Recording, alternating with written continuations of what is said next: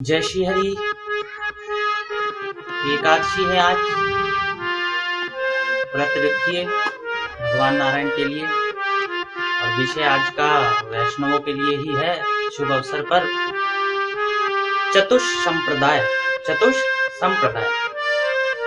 वैष्णवों के 4 प्रमुख संप्रदाय हैं जिन्होंने कलयुग में आके धूम मचा दी।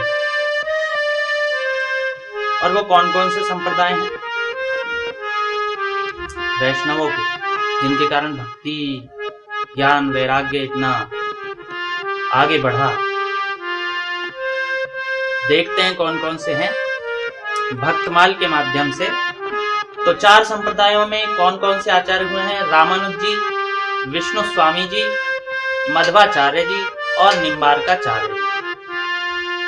रामानुजाचार्य जी को आप सभी जानते हैं, यमुनाचार्य जी के शिष्य थे। 1000 वर्ष पहले जन्म हुआ था। आज भी श्रीरंगम में उनका शरीर सुरक्षित है। दूसरे थे श्री विष्णु स्वामी जी, ये इनसे भी पूर्व हुए हैं। इन्हीं की आगे की परंपरा में जो नवीन आचार्य हुए हैं, उनके पश्चात सबसे अधिक वही प्रसिद्ध हुए हैं, वो है वल्लभाचार्य जी, जिन्हें महाप्रभु भी कहा जाता है, जो चैतन्य महाप्रभु से अलग है, पुष्टि मार्गीय जिनका संप्रदाय है। तीसरे हुए मध्वाचार्य जी और चौथे हुए निम्बार्काचार्य जी। रामानुजाचार्य जी की शिष्य परंपरा में अनेकों शिष्य हुए हैं, जिनमें रामानंदी भी एक हैं। फिर उनमें भी अनेकों शिष्य प्रशिष्य हुए हैं, कबीर इत्यादि अनेकों, बहुत सारे।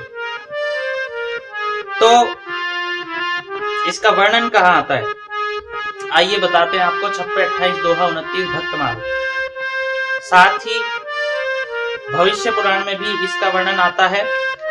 भविष्य पुराण प्रतिसर्ग पर्व 4th खंड में इन सब का वर्णन आता है। कलयुग के बहुत सारे राजाओं का, बहुत सारे भक्तों का, बहुत सारे आचार्यों का। तो 26, 28, दोहा, 29 क्या है? श्री रामानुज उदार सुधा निधि अवनी कल्पतरु विष्णु स्वामी बोहित सिंधु संसार पार करू मध्वाचारज मेघ भक्ति सरऊ सर भरिया निम्बादित्य आदित्य कुहर अज्ञान जुहरिया जन्म कर्म भागवत धर्म संप्रदाय थापी घट 24 प्रथम हरि बपु धरे क्यों चतुर्व्यूह कलियुग प्रकट रमा